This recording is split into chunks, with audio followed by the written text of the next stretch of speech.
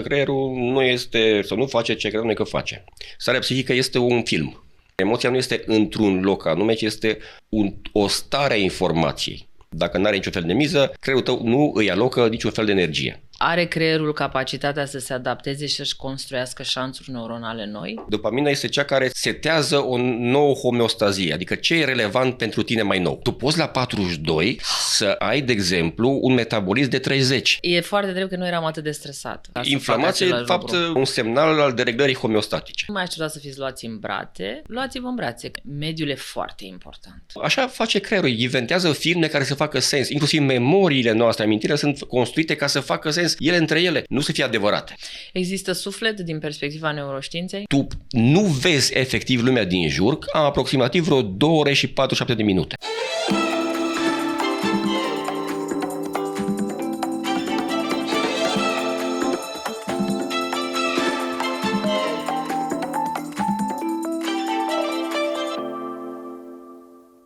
Astăzi vorbim în The Feminine Podcast cu Dragoș Cârneci, expert în neuroștiințe, despre cum funcționează creierul, ce ne ajută în bolile fizice sau psihice și cum reușim să ne coordonăm energia ca să putem mai mult. Asta ar fi ceea ce îmi doresc eu să aflu de la Dragoș. Aștept acest episod de foarte mult timp pentru că Dragoș vine din unghiul științei cu o confirmare a lucrurilor pe care eu le-am simțit, le-am știut și le-am oferit în programele mele studenților mei de foarte mult timp. El spune un lucru simplu: creierul își creează realitatea. De-abia aștept discuția de astăzi și în același timp vreau să-l provoc pe Dragoș să vedem împreună dacă neuroștiința ne poate da răspunsuri la toate întrebările pe care noi le avem. Bine ai venit, Dragoș! Mă bucur mult! Bine v-am găsit. Nu cred că poate. Nu cred că poate, nu? Hai să vedem împreună, descoperim împreună. Vreau să încep totuși cu ABC-ul și să ne spui un pic ultimele noutăți despre creier din punctul de vedere al neuroștiinței. Bine, ultimele sunt de ieri, probabil, deci nu are sens ca să fie mai cu sens. Trebuie să începem povestea cam de acum vreo 15 ani. Ce este, zic eu, relevant și asta e punctat încă de la bun început, este că creierul nu este, sau nu face ce credem noi că face. Adică nu este o căsuță pentru multe facultăți mentale, pentru procesele pe care le-au numit noi emoționale versus cognitive, pentru inteligență, personalitate și alte asemenea, cum să zic, concepte, practic, pe care le știm din cărțile de psihologie și din cultura generală pe care o avem cu toții. Pentru că chiar și cei care n-au făcut psihologie la școală, toți vorbim în termenii ăștia despre noi, despre oameni, despre noi înșine. Toți acești termeni, când vorbim despre memorie, inteligență, percepție, emoții, personalitate, motivație, gândire, sunt niște convenții culturale. Așa ne descriem noi pe noi și ce simțim privind lumea din jur. Adică ce conștientizăm noi în creierul nostru. Și sunt niște convenții care au apărut acum câteva mii de ani în Grecia Antică și au fost promovate după aceea de către noi toți. De către noi toți, exact. De-aia și la țară oamenii vorbesc în termenii ăștia, chiar dacă n-au făcut mare școală sau n-au făcut psihologie. Face parte din cultura noastră care are sorginte greco-romană. Dar dacă le cauți cu remeneu sau cu Egeu sau cu alte instrumente mai sofisticate și chiar ai putere de calcul și ai machine learning și ai diverse tipuri de softuri care îți pot identifica ce e în creierul nostru când facem chestii și trăim chestii și simțim chestii, nu o să le găsești acasă, pe niciuna. Deci, practic, niciunul din aceste, cum să zic, termeni prin care noi gândim în mintea noastră nu există în creier. Nu are nicio legătură cartea de psihologie cu cei termeni pe diverse capitole și creierul uman. Dar minte și cartea de psihiatrie cu diversele boli pe care, cum să zic, le identifică la oameni. Sunt niște forțări de notă, în ele nu există forma respectivă în creier. Și ce există atunci în creier? Asta e deja un răspuns, cum să zic, parțial. Adică e un proces... Încă-l descoperim. Exact. Nu? Tot timpul am spus că apar chestii noi. Eu am pe telefon niște aplicații care dau notificări zilnice privind chestii care au apărut noi. Și You're a nerd. Da, exact. Nu neapărat, am fost pe vremuri, acum sunt mai complicat. Bun, mi-a plăcut răspunsul ăsta. Dar ce face creierul e o mașină care încearcă să ne țină în viață într-un mediu foarte complex, care se schimbă mereu, e imprevizibil și încearcă cu mult talent să o facă, încercând să ghicească ce urmează ca să se întâmple și să ne pregătească corpul în primul rând, să facă față la ce urmează, ca să se întâmple, pe mai multe variante, dacă se poate. Da. Și nu doar la noi, la toate speciile la fel. Deci creierul pregătește corpul, nu creierul preia impulsul de energie de la corp și determină ce este safe sau unsafe să facem. E un tot. Practic sunt niște, unii spun axe, alții spun bucle, mă rog, să zice axe bucle, care unesc creierul cu diverse organe din corp. Adică adică nu are centri creierul, decât subcortical, unde sunt centri pentru a nu muri, a putea respira și așa mai departe, dar în rest, la nivel de cortex, nu există niciun fel de centru. Și acolo sunt niște rețele neuronale foarte, foarte extinse, unele micuțe, altele mai puține, dar mari, și care unesc toți lobii creierului și merg în cortical și subcortical. Și aceste rețele au atât jobul de, cum să spun, a se ocupa cu ce numim popular noi percepție, atenție, inteligență, personalitate, decizie, emoții și mai departe, dar în același timp toate aceste rețele sunt acolo în primul rând ca să controleze diverse organe. Și atunci anumite rețele se ocupă cu a controla respirația, altele imunitatea, altele gastrointestinalul, altele inima, altele termoreglarea, altele diverse tipuri de metabolism, energetic, lipidic, flucidic. Starea psihică este un film. Este un conglomerat foarte complex, adică nu există, cum să spun, vreun centru sau vreo zonă sau vreun circuit al emoției ca să spui că când te aprinde alea te simți bine sau rău. Nu, practic emoțiile apar peste tot în creier, din frunte până în ceafă. E interesant că nu apar subcortical, cum se credea pe vremuri. Că făceam eu școală, de exemplu, sau maica mea care era medic și era convinsă în anii 80 că în trunchiul cerebral sunt emoțiile. Ulterior au avansat la amigdală și acum sunt la etajul superior la mansardă. Dar, practic, creierul construiește și numim emoții și le construiește fără a avea și circuite pure emoționale, să știi.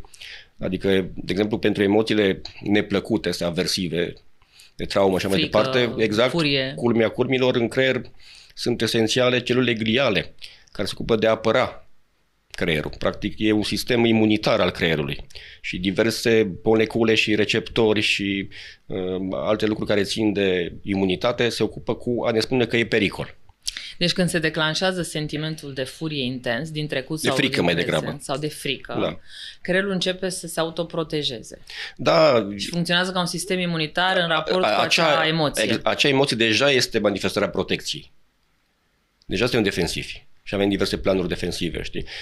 De-aia, la ora actuală se cunoaște, ori e acceptat ca și cauză pentru boli afective, gen anxietate sau depresie, inflamația, de exemplu, știi? Sau alte tipuri de răspunsuri imunitare ale creierului.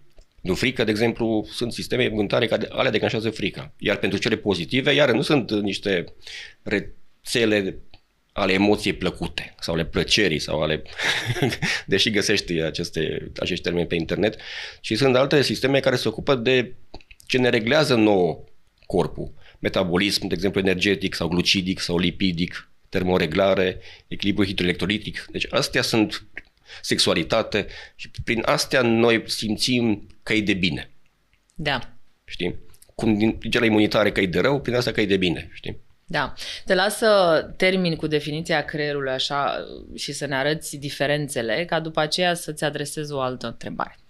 Diferențele... Spuneai că, da, făceai diferența între cum am perceput creierul până acum și cum l-am învățat plecând din această cultură greco-romană și cum am descoperit că funcționează el de fapt.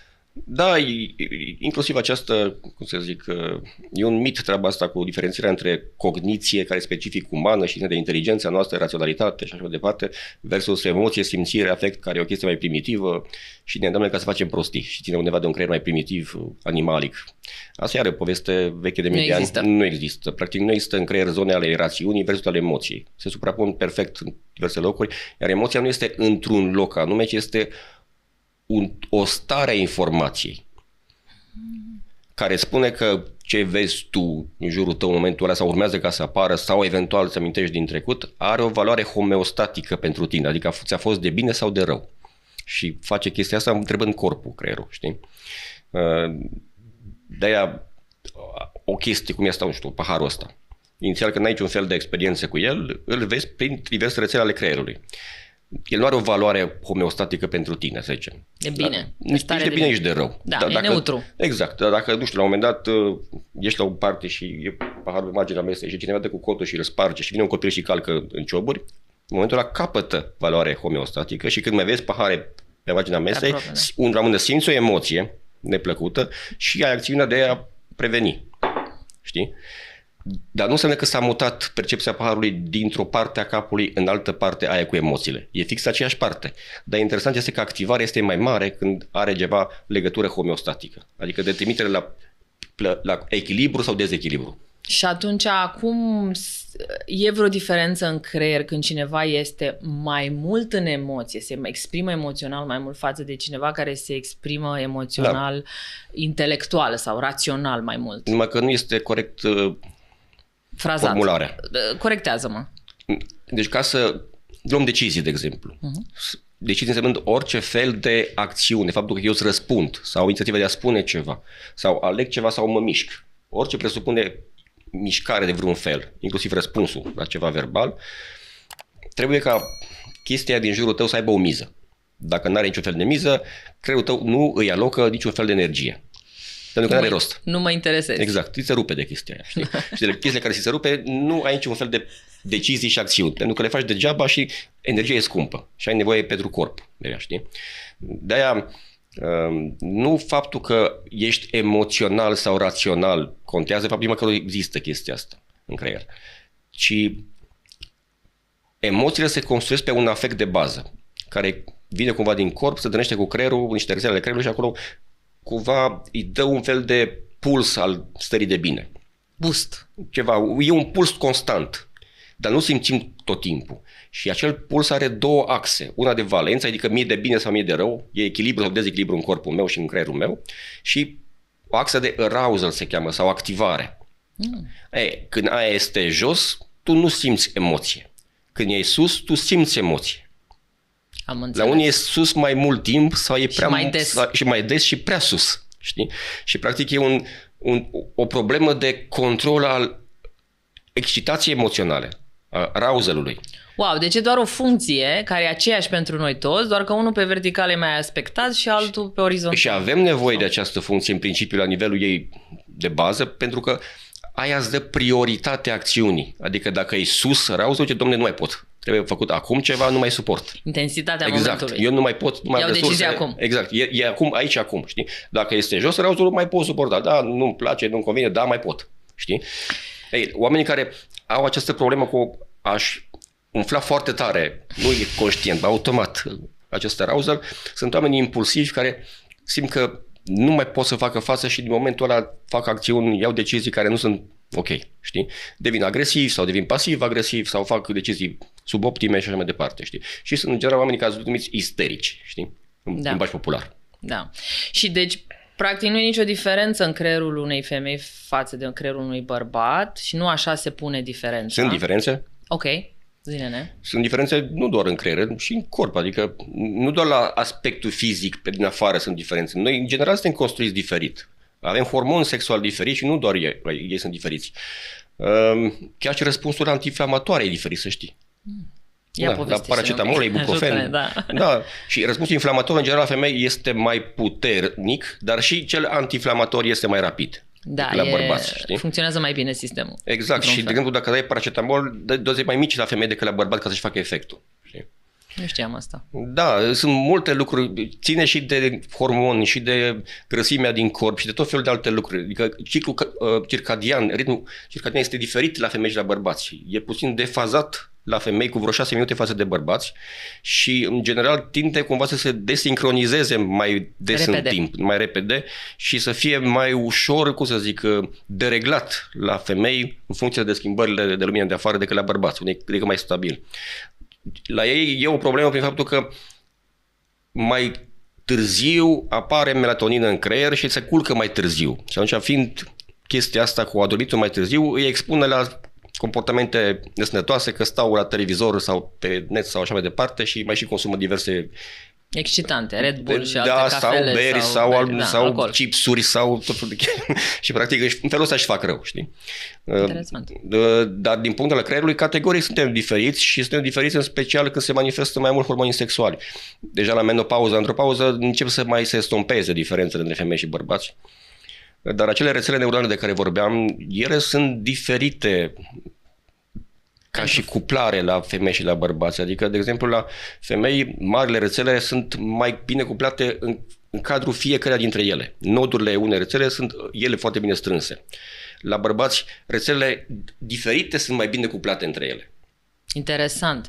Și asta ce fel de inteligență ne permite să avem sau ce fel de strategie sau abordare asupra vieții ne permite? Păi, de exemplu, femeile trăiesc emoțiile mai intens și la un arousal mai ridicat și le conștientizează mai mult decât bărbații. Deja e o chestie, cum să zic, deja e antologică treaba asta că mai degrabă femeia ajunge la psiholog sau psihiatru pentru o problemă de panică sau anxietate și bărbatul merge la medicul de familie care pune cu stomacul sau cu inima sau cu plămânii. Sau îi dă ibuprofen. Da, deci el nu construiește emoția de frică, stres sau panică, pentru că el e bărbat și nu are voie. Da, am înțeles. Dar de fapt, la bază este această construcție a șanțurilor noastre neuronale diferit. Da, de exemplu, incredibil. Rețeaua aia care aduce în creier valența aia și arousal de care vorbeam, aia este foarte bine întărită la femei, știi?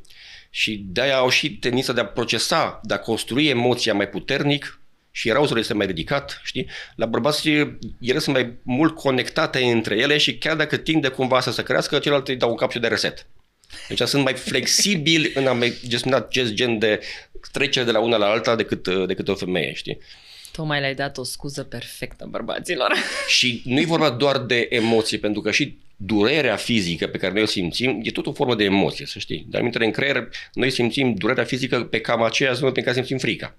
Frica e un fel de encefalizare a durerii. Deci durerea este o formă de emoție.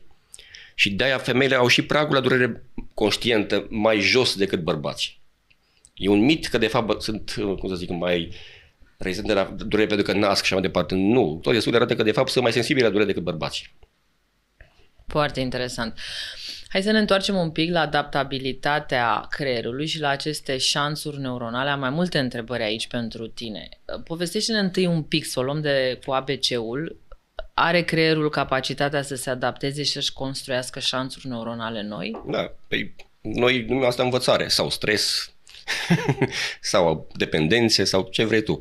Orice fel de schimbare care devine constantă în comportamentul nostru, în felul în care ne simțim, emoții și așa mai departe, sau ce am învățat în cunoștințele pe care le avem, înseamnă automat că s-a schimbat ceva în creier și se schimbă multe în creier. Adică începând de la conexiunile care sunt între diferiți neuroni care formează rețele și ca să se schimbe ele, trebuie să se schimbe felul în care se exprimă genele în acei neuroni.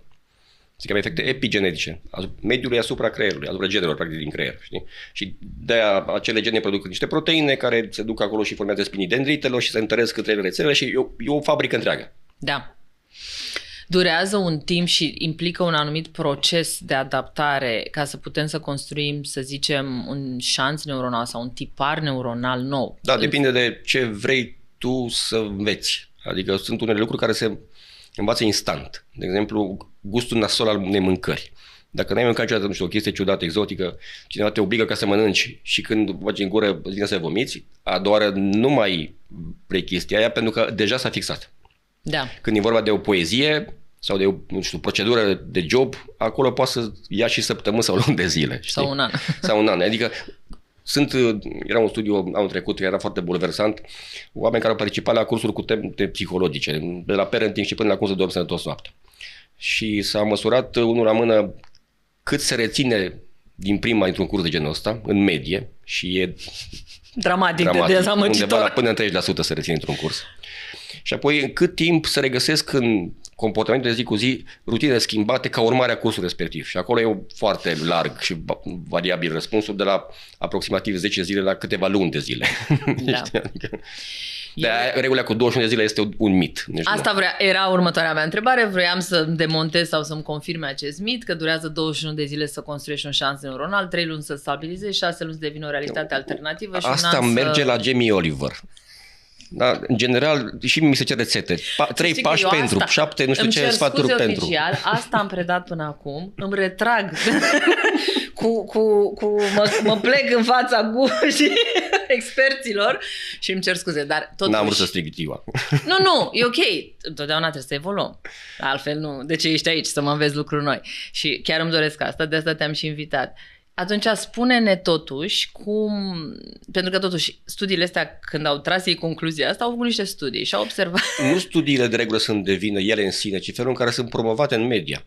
Okay. Pentru că tu nu prea ai șanse ca să ajungi la prima mână la un studiu. Adică și dacă cumva îl găsești din întâmplare, să citești o pagină într-un articol de asta este imposibil, practic, știi? Da. Și la tine ajung ce apare în news, da. Știi? Sau în cărțile pe care alții citează studiul respectiv. Da. Sau în cultura urbană, știi? Și atunci e ca la telefonul fără fir, știi? Se mai adaugă eroare, încă o eroare și încă eroare, știi? Și ajungi la ce au făcut ea cu banii, că uite că și-au putut joc de banii aia, știi? Dar ce ajunge la tine nu mai este de fapt studiul în sine, este o traducere la mâna 14 a studiului respectiv, știi? Bun, ce spuneam eu studenților mei și acum te rog să mă corectezi, este că dacă eu sunt dependentă sau am o înclinație să mănânc zahăr și vreau să nu mai mănânc zahăr, dacă 21 de zile fac ceva în care îi spun creierul, mic, puțin, ritmic, da? Îi spun creierului meu, hai să ne oprim din zahăr, din impulsul de a mânca zahăr, ne corectăm acest impuls sau dependență, cumva după 21 de zile se creează noi șanțuri neuronali care îmi permit mie să înregistrez informația, pot trăi fără zahăr. Așa este, dar nu se șterge cele vechi, dacă ești adult. Nu se șterg. Ok, nu se șterg, asta știam. Dar și că de-abia dacă repet acest lucru, pentru că în primele 6 luni mă voi lupta cu nevoia de a mânca zahăr. Dar dacă repet în continuare puțin, disciplinat, mai mult disciplinat și puțin decât mult și cu pauze, și îmi exercit decizia de a nu mânca zahăr, la un moment dat se întărește acest nou șanț neuronal și am mai multă putere și ajung într-un punct în care, fără zahăr, cu zahăr, dar pot să decid mai ușor și am mai multă libertate. E adevărat, dar în timp nu ai o garanție că nu te întorci. De ce? Pentru că wow, spune-ne despre asta. Deci, asta cu zahărul e, ține de glicemie, un exemplu, știi? Da, okay. Și ea e un fel de reflectare, ca metabolismul glucidelor. Sunt 3 tipuri de metabolism, lipidic, glucidic și energetic. Da. E interesant că toate sunt gestionate în creier de cam aceeași rețea a dopaminei, știi? Și care îți ție plăcere între ghilimele, dar de fapt nu îți dă plăcerea în sine, ci dopamina este cea care setează o nouă homeostazie, adică ce e relevant pentru tine mai nou. Da, am înțeles. Și îți înveți creierul, asta e noua mea stare de bine. Exact. Dar problema este și de reziliența pe care o ai tu la mediul din jur. Dacă, de exemplu, treci într-un mediu care deja te solicită, trebuie mereu să înveți, spui capul la contribuție, mănâncă foarte multă glucoză chestia asta. Stresul mănâncă foarte multă glucoză. Dacă ajungi în burnout, ai și o mare problemă. Și atunci devii mai vulnerabil să cazi din nou în regimul de viață când băgai mai multă glucoză în tine. Așa ai putea să explici dependența și recăderile în dependență de droguri, de alcool sau depresie, reîntoarcerea la depresie, pentru că un factor declanșator care depășește capacitatea ta de adaptare te reîntoarce în ce știai dinainte să-ți creezi un obișnuință. Dar tu ai mai multe forme de homeostazie sau de echilibru în tine și le ține minte corpul pe toate. Deci, ok, asta ultima a fost ce a fost, se pare că nu mai face față. Mai avem în sertare altceva. Când ne-a fost nouă mai bine? Și o activează pe aia. După pe alta și uite așa. Deci în tine sunt tot felul de oana. Da. Din păcate. Cu diverse setări. Da. La nivel de inflamație, la nivel de metabolism, la nivel de tot felul. Știi? Și din diverse epoci ale vieții tale. Pe vremea aia au fost adaptative, poate acum nu mai sunt. Dar interesant e că creierul tău poate să activeze la un moment dat o oană mai veche. Da. Cu setările de atunci. Inclusiv la nivel de energie. Da. Cu impact pe tot felul, pe termoreglare, pe explorarea mediului. Pe... da, păi de asta apar bolile psihosomatice, nu de fapt în sens bun sau în sens rău. Exact. Dar poate și în sens bun.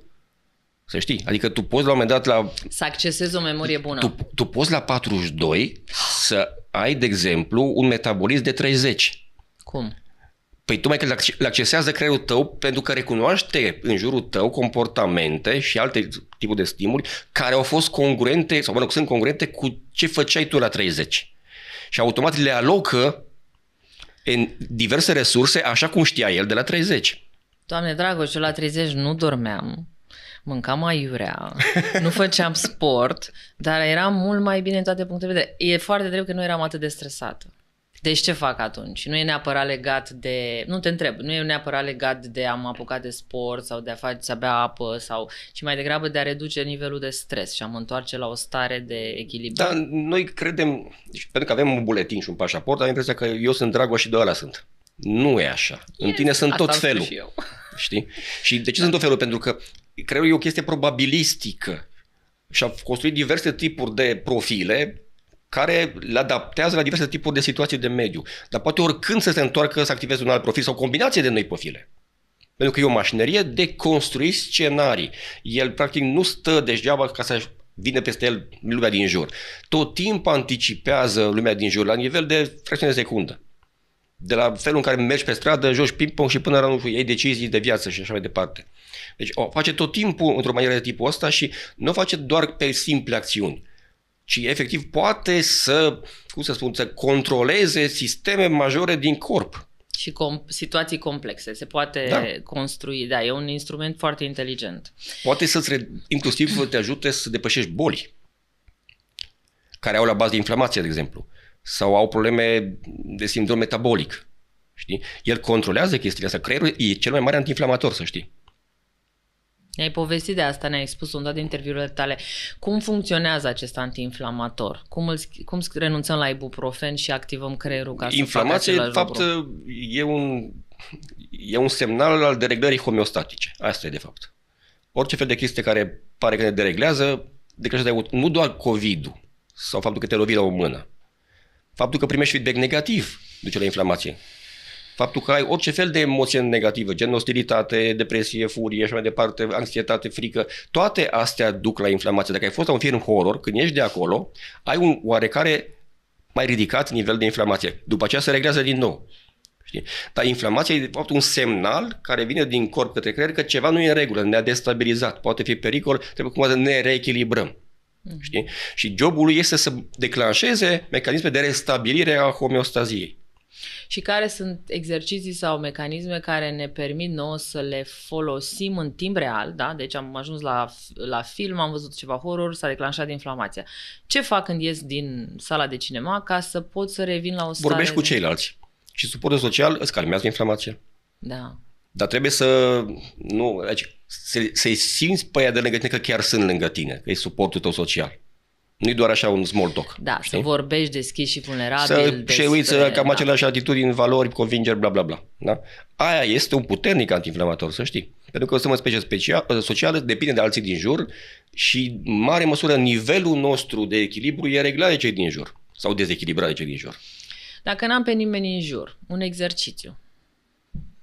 Să-ți amintești chestii plăcute pe care le-ai făcut în trecut sau să te proiectezi în viitor într-o chestie plăcută. Oricum, e identic mecanismul. Să știi, în creier același mecanism te amintești cu nostalgie și te vezi cu optimism în viitor.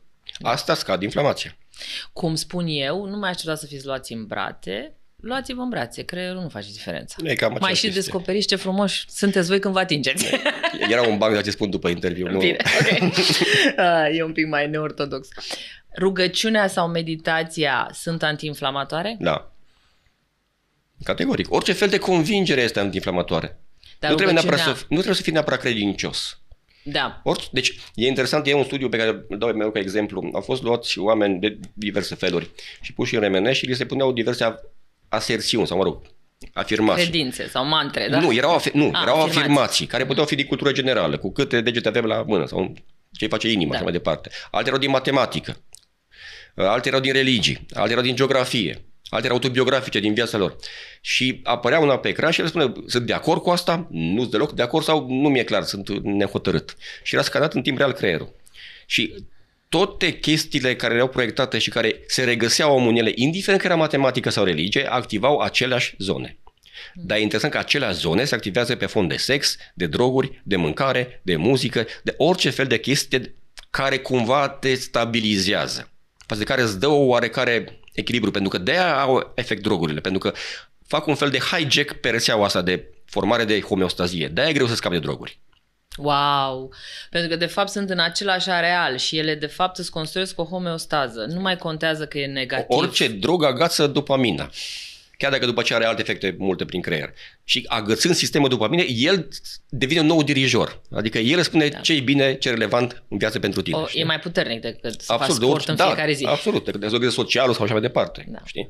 De-aia e periculos drogul. Știi? De-aia spun că nu neapărat religia în sine, ci orice fel de convingere pe care o ai și ai ocazia să ți-o afirmi și nimeni nu te contrazice. Sau o poți regăsi și la alții. Asta este efectul antiinflamator. Orice fel de convingere, în muzică, în orice fel de chestie culturală, în știință, în oameni, în orice vrei tu. De asta meditația pentru un muzician poate să fie ascult Beethoven 7 ore și gata, Absolut. sunt în... Dar aici eu nu mă refeream la meditație sau la rugăciune ca un act de credință. Aș vrea să facem această diferență, ci ca la un exercițiu la o stare în care intri. Credința este un factor care îmbunătățește calitatea exercițiului? Cred în acest exercițiu și deci el mă ajută? Sau exercițiul în sine, chiar dacă nu cred în el, e bun? Nu, tu trebuie să te identifici cu acel exercițiu ca fiind un factor regulator. Ok. Adică deci investiția mea să știi din experiențe sau măcar să speri cumva de la alte tipuri de informații că aia te va regla. Știi? Inclusiv teoria conspirației îi regla pe oameni. Practic știi și tu, în pandemie erau foarte populare aceste teoria conspirației. Dar ăia care le promovau sau erau victimele primele ale acestei teorii ale conspirației, nu erau oamenii care nu aveau cultură sau erau proști. Erau oamenii care aveau senzație de lipsă de control a ce se întâmplă. Și e un mecanism compensator în creier care te împinge către a accepta teoria conspirației, ritualul, superstiții, forță de probabilitate și mai departe, ca să te echilibreze. Înțelegi? Da. Și, practic, inclusiv ăștia care sunt foarte religioși, ei trăiesc mai mult. Dar numai dacă trăiesc printre alți oameni religioși. Interesant. Dacă îi scoți din mediul ăla și îi puși printre atei, nu duc bine. Tot timpul spuneam și observam treaba asta, observam clinic și terapeutic, dar nu clinic în sensul de că eu sunt clinician, ci observam din experiență cum relația mediului cu individul în vindecare sau în accentuarea unei răni emoționale sau unei traume. Mediul e foarte important. El ne determină și ne adâncește decizia aia traumatică sau nu. Medicul tău de familie, sau la care mergi, dacă e foarte empatic cu tine și îl simți că e empatic cu tine, îți poate reduce la jumătate în numărul de zile de răceală. Deci empatia și conexiunea emoțională. Da, și dovedit pe citochine antiinflamatoare și așa mai departe din creier, din corp, pardon. Deci, practic, empatia, susținerea socială în cazul de față, are categoric un rol antiinflamator.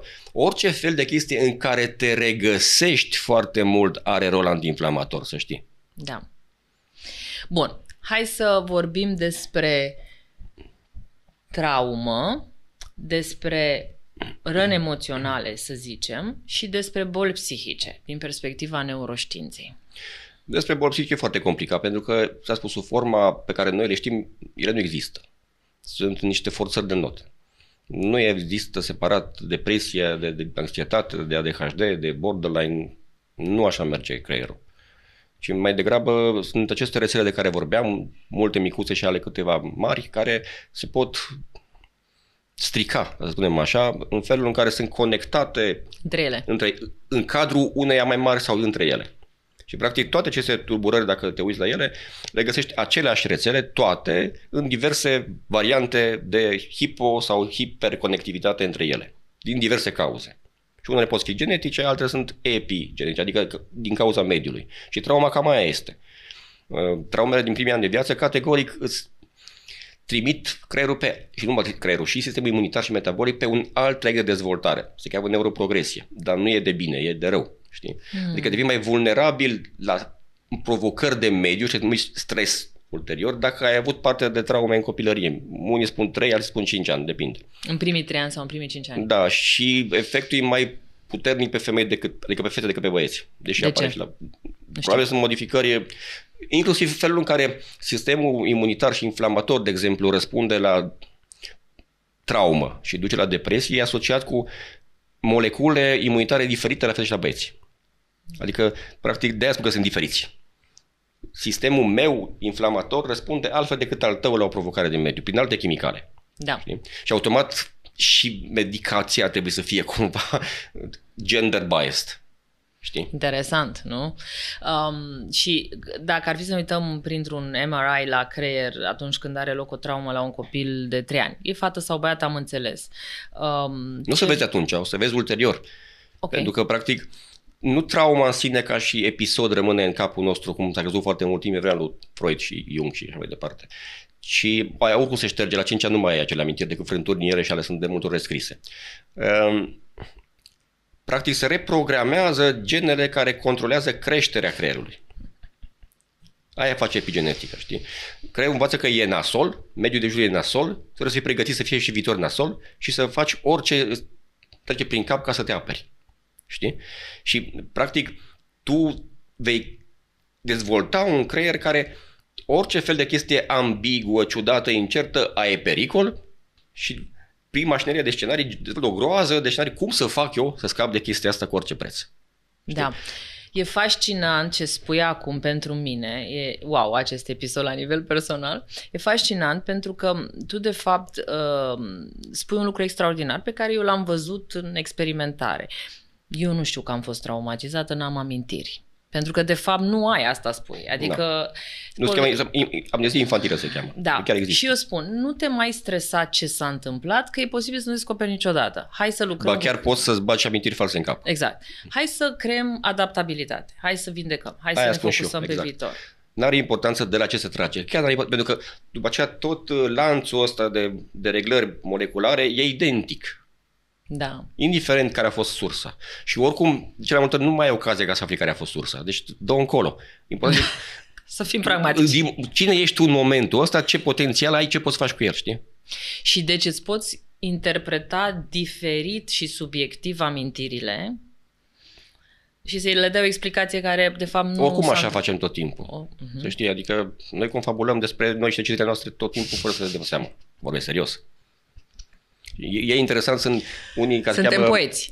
Da, nu, așa face creierul, inventează filme care să facă sens, inclusiv memoriile noastre, amintirile sunt construite ca să facă sens ele între ele, nu să fie adevărate. De-aia se și rescriu tot timpul completându-se cu chestii care nu sunt neapărat reale conform cu trecutul, dar fac sens în rețeaua respectivă din creierul nostru. Sunt oamenii care sunt numiți hipermnezici, aia și-aduc aminte o groază de detalii. La nivel senzorial, știu unde a fost chestia cu tare, sunt cumva super oameni. Dar în același timp ăștia au și cel mai mare procent de confabulații. Adică bat câmpii de nu e adevărat. Că e aceeași mașinărie. Practic asta este un efect secundar, confabulația. Avem nevoie de chestia ca să acopere golurile. Da, dar atunci în procesul de vindecare, îl numesc eu, adaptabilitate, îl numești tu, se întoarce creierul la un reper anterior de traumă și poate să acceseze genele anterioare ca să-și construiască un tipar bun? Asta e greu de spus. Sunt studii pe șobolan care arată că, de exemplu, dacă sunt reexpuși la contexte când au pățit chestii, această mașinărie epigenetică se poate porni din nou.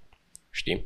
Și aceste amintiri traumatice se consolidează prin ce se cheamă metilarea ADN-ului. Ei, reamintit, reexpune la un context, deci genul ăsta automat duce la demetilare, adică se creează oportunitatea de a se rescrie. Și toată rescrisă se reîntoarce într-o formă metilată stabilă. Știi? Dar nu știm ce achiziție sau pe ce se bazează rescrierea. Dar trebuie să știi exact cum s-a întâmplat în the first step. Ca să ai un reper, că e imposibil la 5 ani. Dacă nu trăim într-un film SF cu o cameră de luat FDR pe frunte fiecare dintre noi și ne bazăm pe poveștile pe care noi le amintim sau ei noștri și le amintesc, nu e mulți să fie adevărat. Asta e problema, de fapt. Da. La șoare se poate face că îi controlezi tu viața. La oameni... E imposibil. Da. Care este perspectiva neuroștiinței despre mintea conștientă, inconștient? Nu, astea sunt iarăși filozofii. Că nu sunt conștiente sau nu inconștiente adevărul și conștient e o sumă de minciuni plauzibile și dezirabile social. Nu așa merge creierul. Apropo de acele rețele de care vorbeam, creierul pe mijloc cumva așa are un fel de schelet, nu e schelet din oase, e un schelet funcțional de conectivitate. Se cheamă Brain Rich Club. Pentru că este cel mai bogată zonă de conexiune a creierului. Acolo se strânge toată informația de la periferie, merge acolo și este integrată în firmul realității noastre. Pe mai multe versiuni. Știi? Okay. Chestia că ce numim și aici nu e conștiința, e altceva decât conștiință. Conștiința de moralitate. Vorbim și de conștiința asta, da? este cum că eu sunt conștient de mine și de lumea din jur, fără aspectele morale. Ei, noi nu avem conștiință pe on și off, 1 și 0. E practic un continuum de chestii, de stări. Deci în funcție de cum se construiesc prin integrarea aceste conexiuni de informație pe acel Brain Rich Club, tu ești foarte conștientă de mine și ce e în jurul meu, dar mai puțin conștientă de chestiile care sunt prin jurul nostru și în același timp tu știi că știi multe alte chestii de care nu ești conștientă deloc în momentul ăla. Se cheamă metacogniții. Dar este, cum să zic, sunt multe niveluri de conștiință Și cel mai de sus e ăla care ești tu cel mai conștient și e aceeași chestie cu atenția. Ok. Deci e un tot unitar și doar tu lucrezi într-un vârf. Ce este cel mai integrat ca informație devine conștient. Ceva mai puțin integrat e prin preajmă, e prin jur. Și dacă nu e deloc integrat sau poate puțin, nu ești conștient. De-aia e sinonimă. Integrarea maximă de informație e sinonimă cu conștiența. Dar nu înseamnă că în conștiință e alt conținut decât în subconștient. Adică poți să bați fragment între ele. Da, exact. Tu bați câmpii în egală măsură în ambele. Sau spui adevărul în ambele. Deci nu e adevărul ascuns undeva și iese să suprafață altceva. Nu. E doar... Sunt faze diferite al unui proces de construcție. Mă rog, reconstrucție a informației. Ok. Există suflet din perspectiva neuroștiinței? Nu se știe. Pentru că nu ai instrument să le măsori. E ca și Dumnezeu. De-aia a tot spus chestia asta. A doua întrebare. Oamenii de știință nu pot să spună că eu sunt ateu în sensul că eu nu cred în Dumnezeu. Pentru că e la fel de neștiințific ca să spune că eu cred în Dumnezeu. Da. Dacă nu ai o dovadă și un instrument obiectiv că există sau nu există, nu ai voie să spui nici că crezi, nici că nu crezi, se suspendă judecata. Nu știm. Și nici nu ai voie să folosești chestia asta ca să explici nimic, pentru că nu ai nicio dovadă că există. Da. Și atunci, dacă eu spun am intrat într-o stare, creierul meu s-a activat, că au fost oameni care la Harvard, știu, un studiu în care i-au pus călugărilor tibetani, preoților firele pe cap și rugați-vă și meditați. Da, și s-a activat, sau mă rog, au apărut modificări în acea rețea de care vorbeam că se ocupă de a construi emoțiile, arousal-ul, se cheamă rețeaua Salience. Și s-a dus sus. În sus, în jos, depinde cum vrei tu. Dar acolo sunt cele mai mari modificări pe ce fac ei, în special pe compasiune, de exemplu. Pentru că cu aia se joacă, știi? În aceste meditații. O practică. Da, e tibetană, da. Și atunci s-a creat, se vedea că tot creierul era activ. Și în momentul... Oricum e tot timpul activ, să știi. Ok. Tu, ca să mă vezi pe mine, îți folosești undeva între 86 și 90% din creier. Și doar arousal-ul era diferit între mine și un preot care intra în trans și îl vedea pe Dumnezeu. Da. Și el, în momentul ăla, nu știm dacă îl vedea sau nu îl vedea, e real sau nu real, dar fabula prezența lui Dumnezeu în creierul lui. Sau și o explica așa, trăirea aia. Oricum, tu îi vezi pe aia care apar prin filme, prin la documentare la televizor, că află că e nu știu ce castel prin Anglia care este părăsit și bântuit de fantome. Și merg acolo să o noapte în castel ca să vadă fantomele, dar pe lumina stinsă complet. Și pe ora 3 fug de acolo, că am văzut și am auzit și a trecut pe lângă mine și a venit temperatura. Deci în funcție de setul mental pe care îl ai tu vezi acolo tot felul de lucruri. Când nu ai niciun fel de control senzorial. Deci tot scenariul din capul tău devine imagine sau sunet adevărat. Și apar halucinații. Da. De-aia se întâmplă și cu puznicii care trăiau în peșteri noaptea. Numai că aveau alt set mental, nu vedeau fantome. Vedeau pe Satana sau pe Dumnezeu sau pe Sfântul Petru. În funcție de setul mental tu vezi și auzi alte personaje care sunt parte din scenariile din capul tău, pe care nu le conștientizezi dacă ai în jurul tău stimul senzorial. Ăsta triază numai ce este congruent cu contextul ăla. Și de-aia mi-apar practic aceste conținuturi. Pentru că eu accesez acel rich club, cum ai spus tu, în alte structuri inconștiente. Și ai așteptări acolo. Mele. Ce mă aștept eu să fie aici? Diavolul și acele așteptări devin percepția ta. Meu. Exact, știi? Dar de-aia ce numim noi percepție, că tu mă vezi, pe mine e văzul, de fapt, ca mecanism în creier, și e șocantă chestia asta, este o halucinație controlată. Da. Explică-ne un pic mai mult despre asta. Tocmai am făcut-o. Practic, creierul generează predicțiile în fiecare secundă și le compară cu realitatea fizică. Dacă are realitatea fizică în jur. Dacă te bagi tu într-o bulă de aia în care ești complet fără niciun fel de stimuli. E lumina stinsă și ești un lichid, așa sunt pe aici de distracție și prin București. Unii au halucinații după o vreme în chestia aia. De ce? Pentru că nu mai apare controlul senzorial a ce generează ca poveste creierul. Okay. Și dacă sunt terifiante cumva așteptările, tu ai halucinații terifiante. Deci în momentul în vis. Da. În vis apare tot acea chestii, pentru că ești rupt cumva de lumea reală. Știi? Când te trezești, din tot ce e în capul tău, mai rămâne conștient numai partea care e congruentă cu camera ta, cu bucătăria și așa mai departe. Deci eu când mă duc să dorm, intru într-o stare de visare în care accesez alte conținuturi din această rețea de care nu mai mi-aduc aminte când mă trezesc. Da sau nu, că unii și-aduc aminte. Nu asta e problema. Ideea este că atunci îți dai seama de fapt câte chestii sunt în capul tău și cât de realiste sunt poveștile pe care le poate construi creierul tău. Deci că tu în stare de veche, nu când dormi, deci într-o zi normală ca asta, tu nu vezi efectiv lumea din jur aproximativ vreo 2 ore și 47 de minute. Pentru că clipești. Și pentru că faci sacade. Adică tu, ca să mă vezi pe mine, mă vezi doar vârful nasului și practic trebuie să faci așa o mapare a feței și când faci maparea aia prin acele sacade, tu nu vezi nimic, că ai vedea în ceață. Și e o proiecție în capul tău privind cine sunt eu și ce urmează ca să fac în secunda următoare. Știi? Și mai e o chestie, dacă vezi oameni care fac acțiuni și le recunoști că sunt familiare acțiunile, când s-a aprins creierul ce urmează ca să faci, se oprește partea de văz și doar un film în capul tău. Deci cu cât treci mai mult dintre oameni care știi bine ce fac într-un context familiar, creierul tău este în capul tău, filmul. Da. Nu e lumea reală. De ce? Pentru că creierul consideră că mănânci energie degeaba dacă tot timpul testezi lumea din jur fără rost. Neuroștiința consideră că există doar energie și informație în univers? Cum tratează materia? Neuroștiința nu e fizică. Asta. Da. Și de-aia este și complicat să-i ceri neuroștiințe să spună ce e lumea din jur, pentru că nu se ocupă ea de chestia asta. Dacă nu e clar fizicienilor ce e lumea din jur, cum putem noi să spunem mai mult, știi? Și atunci impulsul acela neuronal, cum îl percepe sau cum îl definește? Cum îl vede? Impulsul neuronal este practic un curent electric. Un curent. E un curent care formează un câmp electromagnetic și conștiința asta e practic, și viața probabil, este o formă de electricitate. Și toate ființele au chestia asta. Da, dar nu doar electricitate, ci informație și electricitate, nu? Informația pare să pare în acest câmp electromagnetic. E parte din el, da. Dar nu știm exact cum nu se știe exact cum se construiește. Da. Și nici nu cred că e treaba mea. E treaba fizicienilor să facă chestia asta. Cine îl pune acolo și... Da. Mi-ai răspuns la această întrebare, dar acum trebuie să o menționez și dacă mai vrei să adaugi ceva, te rog să o faci. Practic, inclusiv percepția asta de vieți reîncarnate sau lucruri din trecutul meu e tot o metaforă. Tu nu vezi că nimeni într-o viață reîncarnată n-a fost sudor? Toți au fost faraoni și haiduci și compozitori și Cleopatra și așa mai departe. Adică nimeni n-a fost o persoană banală, știi? Deci... Da, mulțumim.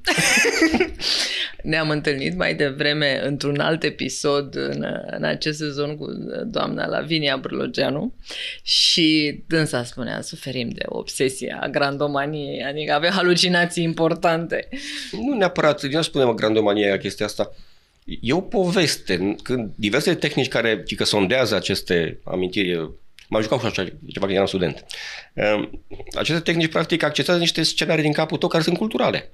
Da, sunt arhetipuri colective. Și noi nu prea avem povești cu sudori. Avem cu personaje magnifice și asta este, încă de mici copii.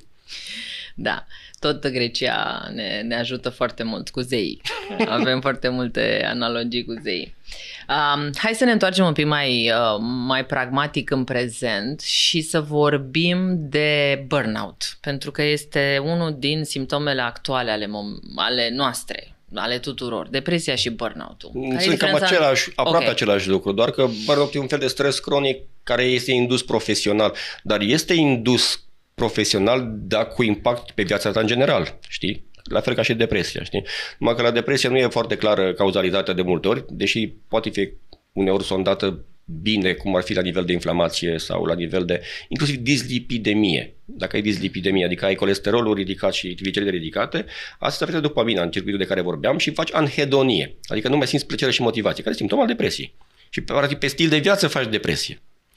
Și plusezi mâncând mai mult sau bând, știi, și e un cerc vicios în chestia asta, știi. Dar altfel sunt, cum să spun, aceste probleme care țin de starea depresivă, rare ori le poți agăța de ceva obiectiv ca și stimul declanșator, știi. În schimb, la stresul, la burnout, e mai mult, cum să zic, e un grad de identificare cât de cât. Pentru că nu toți fac burnout. Povestește-ne mai în detaliu. Adică îți trebuie talent pentru chestia asta. E cu materialul clientului. Știi? Okay. Adică sunt oameni care sunt mai vulnerabili ca lucrând în un anumit gen de mediu profesional să dezvolte în timp burnout și alții nu. Au o precondiție interioară sau... Da, au o precondiție interioară. Nu mediul este stresant, nu este mediu stresant. Asta e o mitologie. Același mediu de lucru poate fi pentru unii stresant, pentru altul plicticos, pentru altul amuzant. Tot e o construcție a creierului.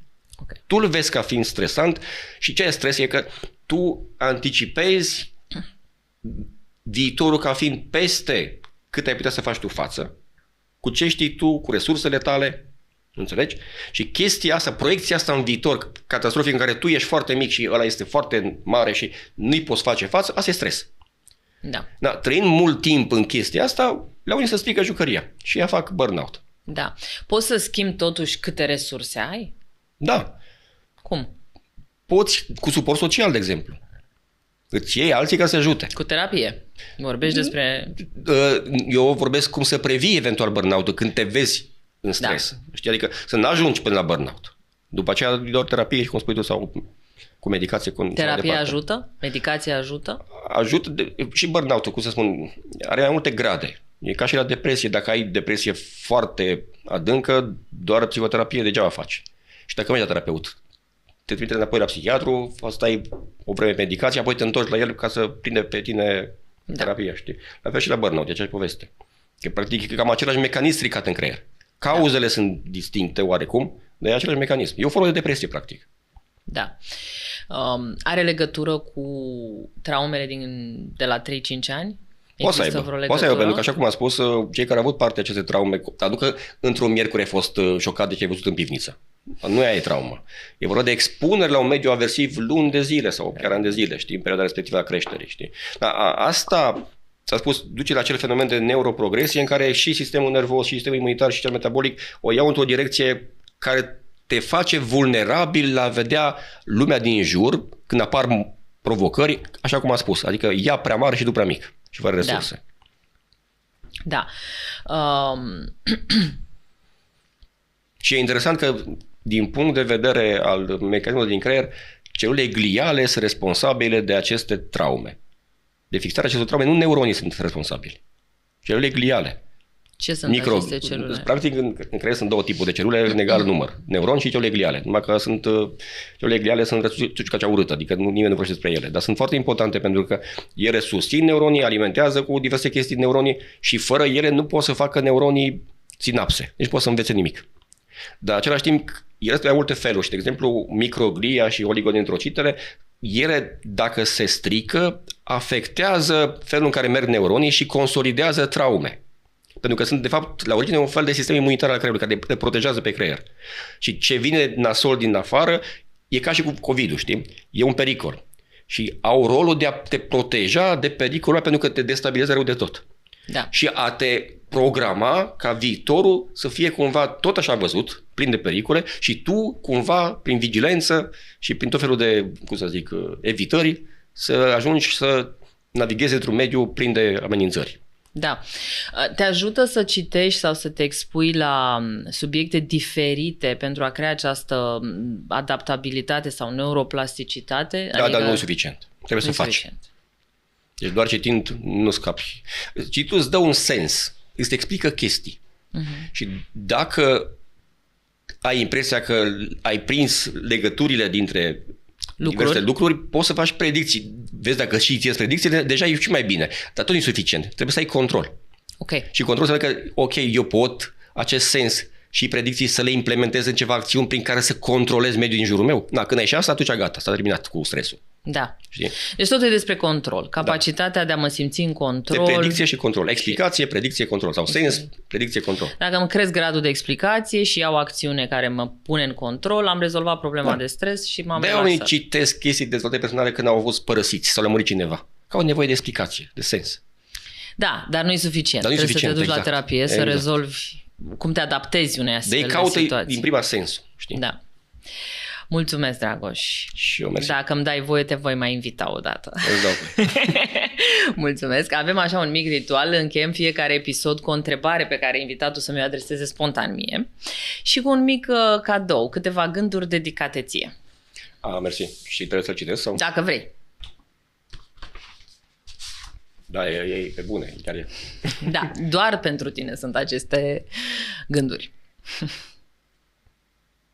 Adaptarea nu înseamnă frică, ci capacitatea de a aduce claritate în ceea ce simțim și trăim. Da, în sens. Mai degrabă aș spune. Da. E exact ce spuneam și eu. Mersi. Amintirea devine spirală. Asta e poezie deja. Asta simt pentru mine. Da, ok. Ai o întrebare pentru mine? E ok dacă nu? Care este lucrul din jurul tău care cel mai mult te stabilizează pe tine? Conexiunea umană, emoția, cu cineva de încredere, siguranța emoțională, pe care dacă nu o am în jurul meu, am învățat să mi-o construiesc în interiorul meu. Asta este elementul forte. Mersi. Mulțumesc și eu. Mulțumim.